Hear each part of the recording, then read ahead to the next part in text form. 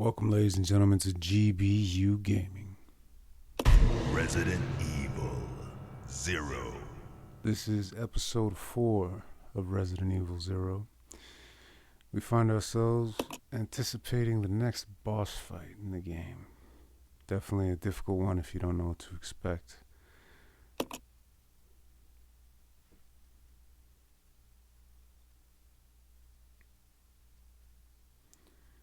Are the faint sounds of footsteps those of survivors?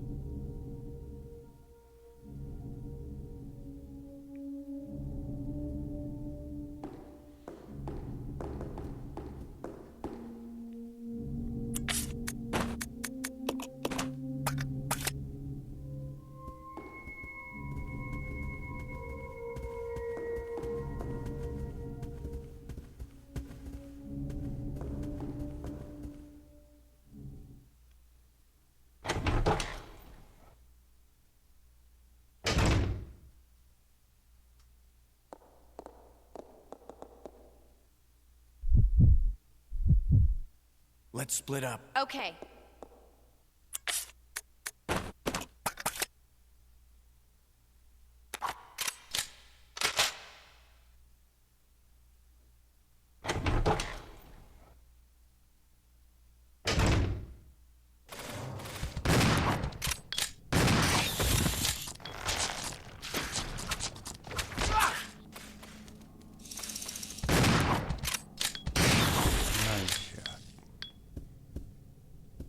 Both out with one. Some paintings.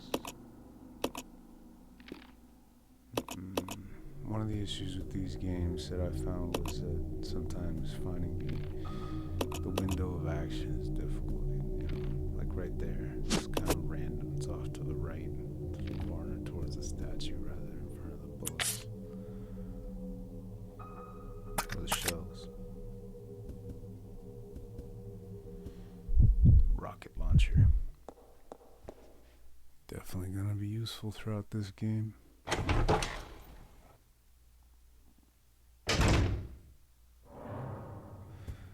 And the cockroach thing just jumped on Billy. And the statue for the scales up in the main hall.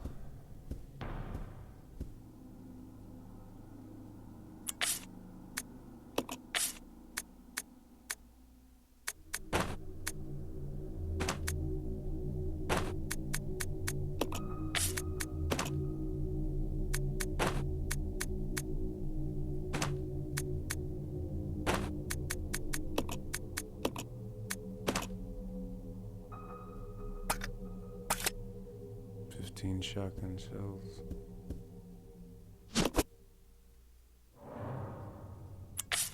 15 handgun bullets and 6 grenades for the grenade launcher. Let's regroup. Roger. Explosive style.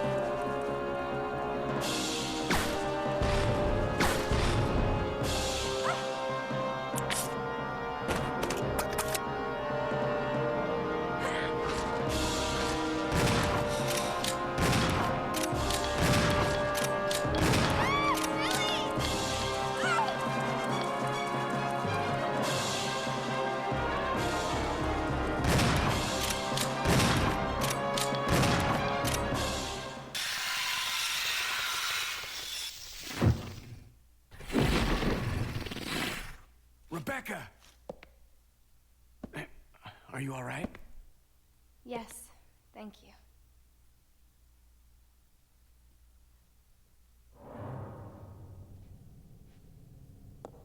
Man,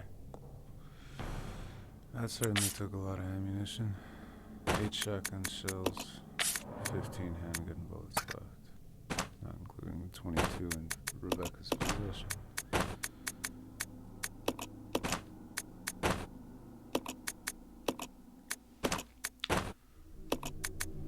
Giant centipede.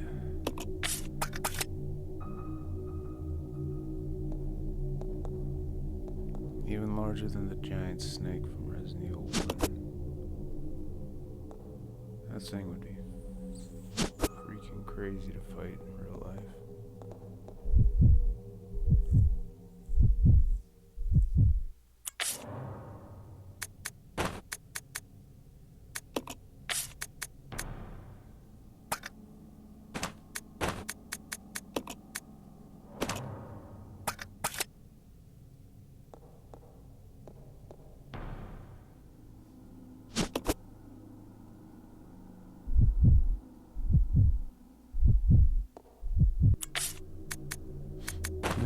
Funny enough, we've never had insects that big on the planet. We had some massive millipedes very, very long time ago, but it was only because the planet was extremely oxygen-rich at the time. It couldn't sustain insects that large nowadays because of the oxygen levels in the atmosphere. To be honest with you, I thank God every day for that fact.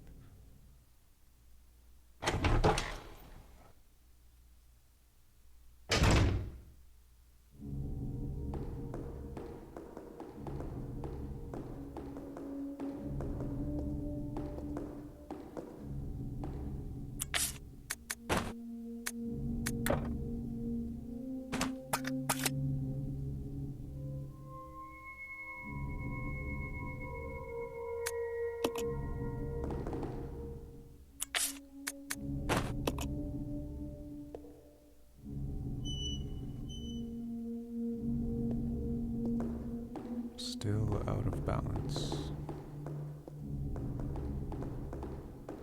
Interesting metaphor for a corporation that experiments on humans. Balance of good and evil.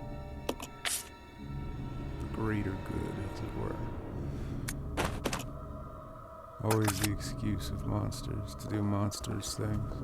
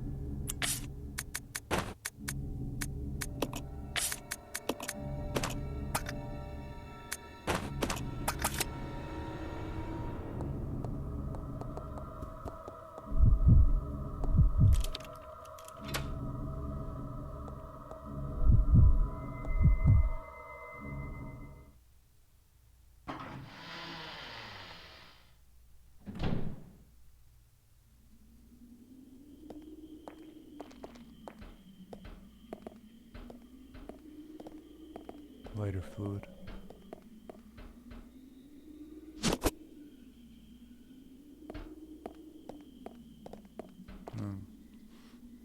Now I can light the candle next to the door to unlock it with Billy's lighter. It was empty until now.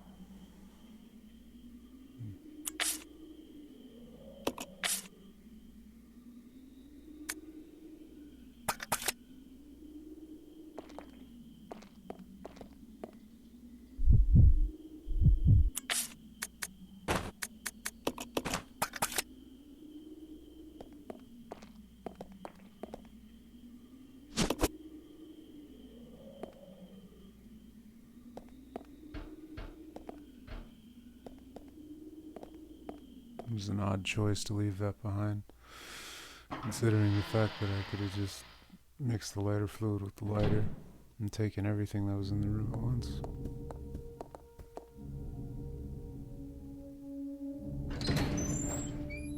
It's kind of funny criticizing my gameplay now. I'm sure at the time I didn't even realize what I had in my hand. I was just trying to make the Molotovs.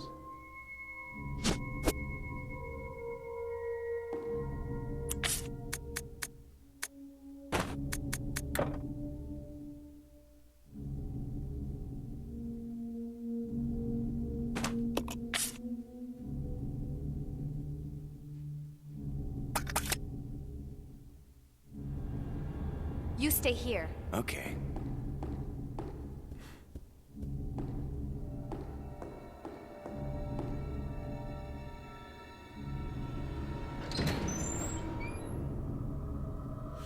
So it looks like I reached the full capacity the room allows me to leave items, so I had to go to this room. Again, all this seems so unnecessary. But either way, I guess I'll talk a little bit about what I see in here. I always love the sound of the wind whenever you go into a place that's connected to the outside world. It reminds you of the forest and the dangers that are just outside.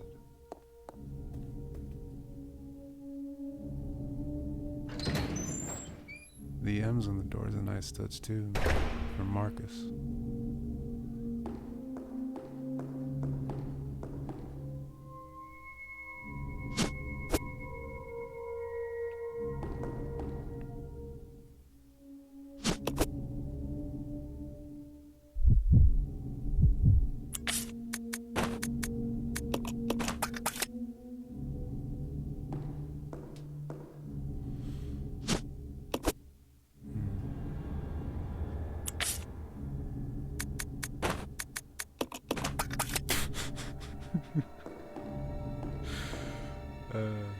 Guess I wanted to use the one I'd already used. And it didn't make a difference. I wonder what happened to the container that only had 3 in it, because I'm pretty sure I made some... Maybe I only got 3 cases of fluid on the train. Misremembering. This way. Roger.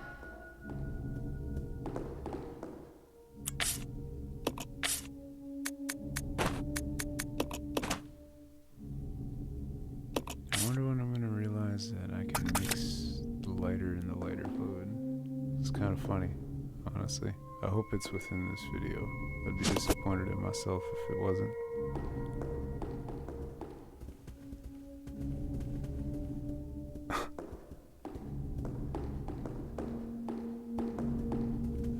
I left the shotgun in that room. Okay. What am I doing?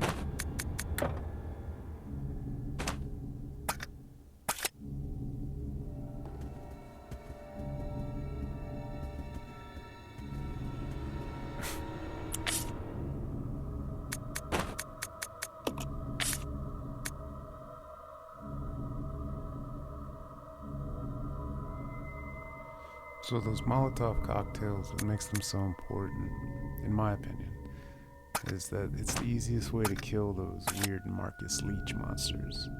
I'll go check over I've done there. it yet. Yeah. Not in this setup, because I ended up ignoring the first Marcus monster on the bathroom. But they are inevitable.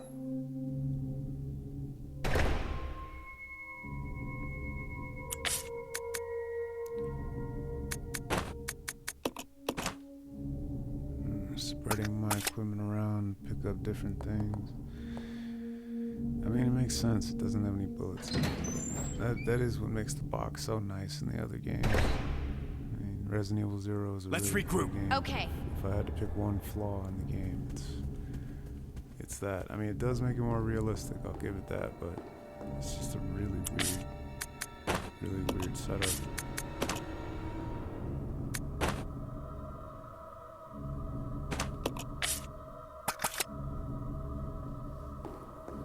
Still haven't figured out the lighter fluid. I'll go check over Okay. there. Yeah.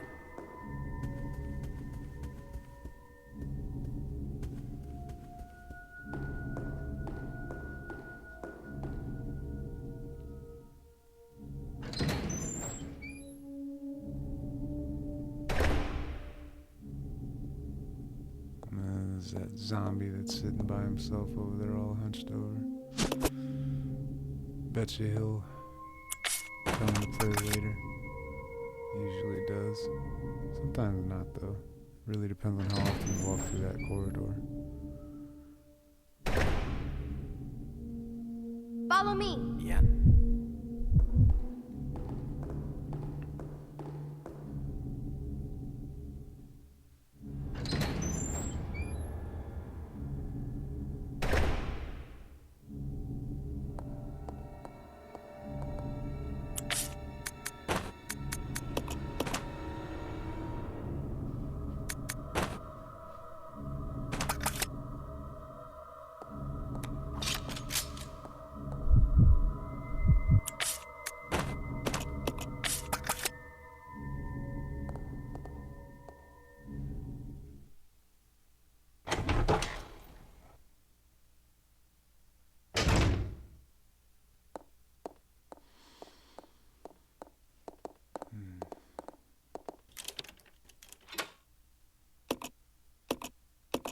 I guess my mind was stuck on trying to get through this door. I completely forgot about the candle.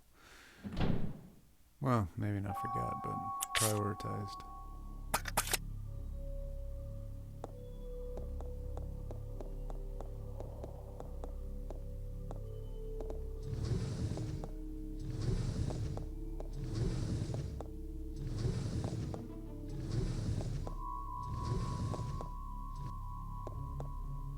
Very nice library cabinet in the background. Almost everything in this facility looks extremely old. There's marble fireplace. That looks incredibly expensive. Assistant Director's diary. A useless bunch of trainees as always. Where does headquarters find these idiots? We did get a couple of decent ones though, so I can't complain, I guess. William and Albert. They might have a future. September 25th. Scholar Will, Practical Al. They really are opposites, and they're always competitive in everything they do. There's something ruthless and cruel about them both. October 7th. Got a sudden call from the director. It was to tell me to encourage a rivalry between those two. It's the first time since the training facility was built that Director Marcus has ever shown interest in anything other than his research. Well, whatever. Orders are orders. I'm going to have them tearing at each other's throats.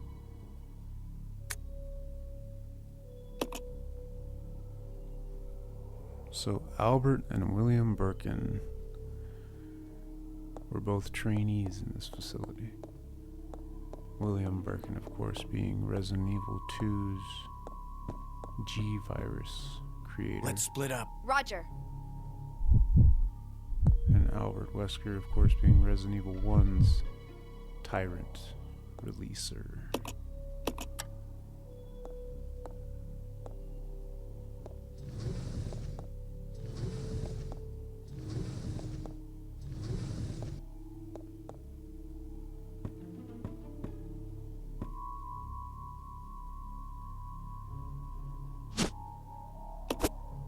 For the clock.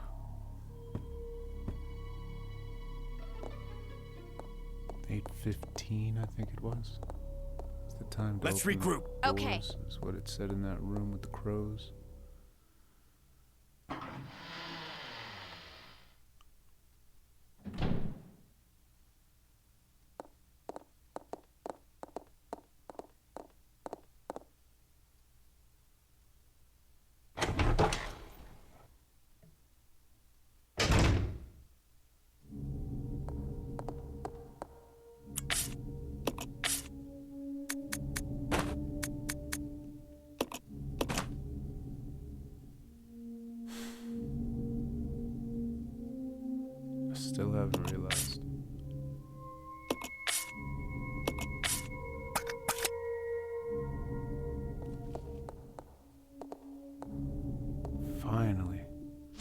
just left it behind. That's incredible.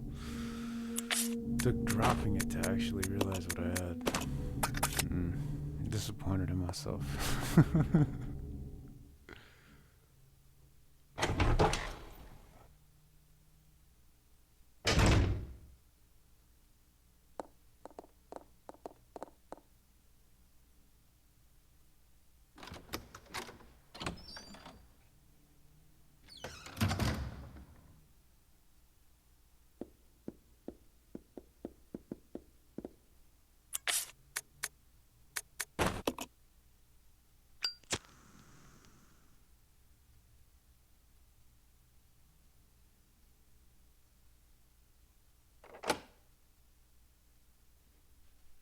Strange door.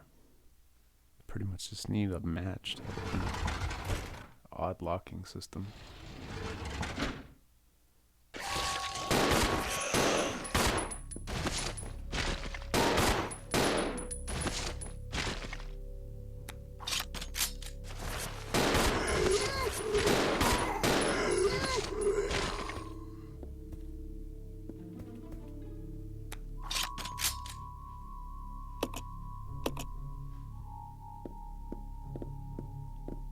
Ammunition for the rocket launcher. Nice.